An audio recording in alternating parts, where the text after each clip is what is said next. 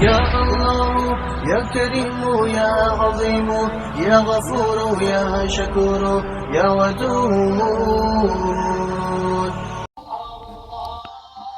حضرت ابن سیرین رحمت اللہ علیہ نے فرمایا ہے کہ خواب میں کاغذ، مال اور بزرگی ہے۔ اگر دیکھے کہ اس کے پاس سفید اور پاکیزہ کاغذ ہے، دلیل ہے کہ اسی قدر مال اور بزرگی پائے گا، اور اگر دیکھے کہ اس کا کاغذ پانی میں گلا ہے یا آگ میں جلا ہے تو دلیل ہے کہ اسی قدر اس کی بزرگی اور مال کا نقصان ہوگا۔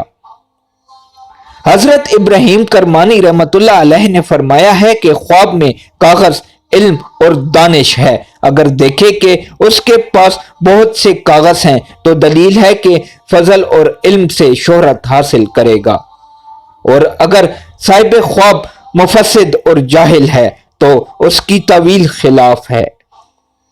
حضرت جعفر صادق رضی اللہ تعالی عنہ نے فرمایا ہے کہ خواب میں کاغذ کا دیکھنا 4 وجہ پر ہے: 1 عورت، 2 بزرگی، 3 دولت، 4 مکر اور ہیلا۔